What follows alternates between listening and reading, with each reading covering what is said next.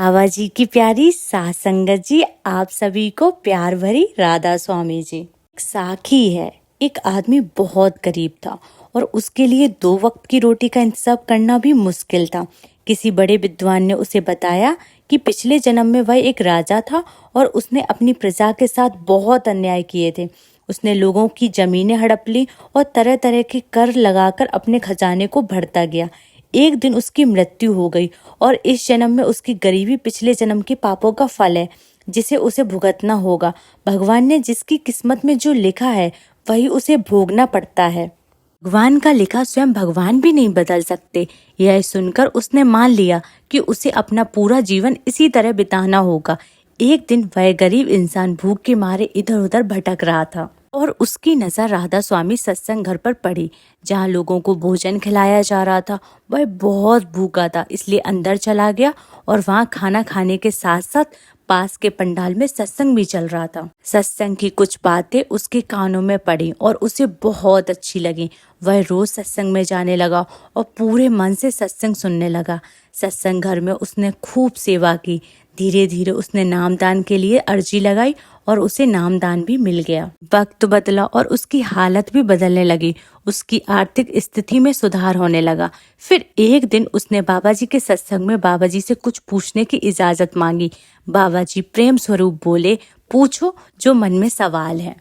तो उस सत्संगी ने बाबा जी से पूछा, बाबा जी आपने सत्संग में कहा था कि जिसके हिस्से में जो लिखा हुआ है उसे वही प्राप्त होता है और जिस समय लिखा गया है उसी समय प्राप्त होता है।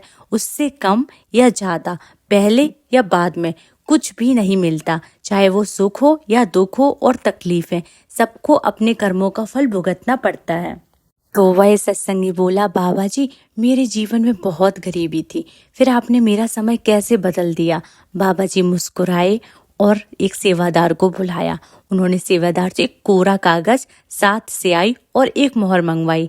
बाबा जी ने उस मोहर को बिना स्याही लगाए उस सत्संगी को दिखाया और पूछा, बताओ मोहर पर अक्षर उल्टे हैं या सीधे। सत्संगी ने कहा, अक्षर तो उल्टे हैं।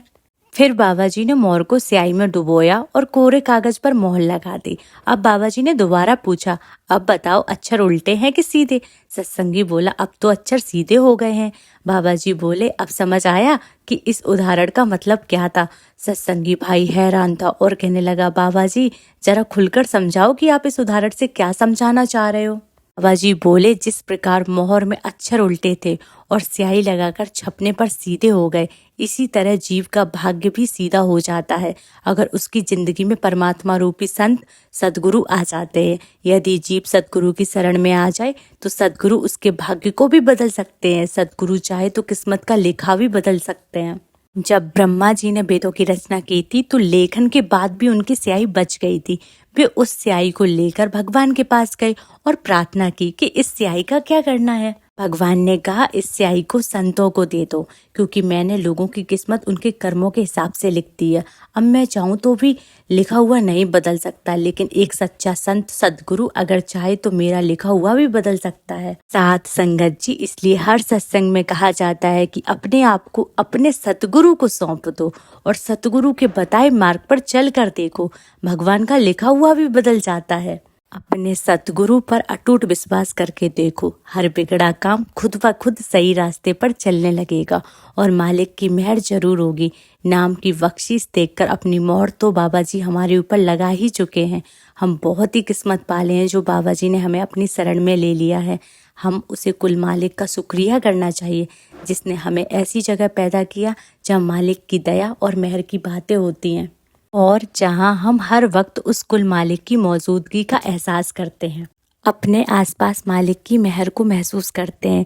कुल मालिक की मेहर और सतगुरु की इतनी प्यारी बातें सुनकर हमारा विश्वास और भी बढ़ जाता है। क्या हमारे सतगुरु हमारे बाबा जी इस प्यार और विश्वास की लाज नहीं रखेंगे? जरूर रखेंगे। बाबा जी हमारे ऊपर कोई भी परेशानी कैसे आने दे सकते हैं? विश्वास करके तो देखो, विश्वास में इतनी ताकत है कि पूरी कायनात ही पलट जाएगी। आशा करते हैं आपको ये साखी बहुत पसंद आई होगी।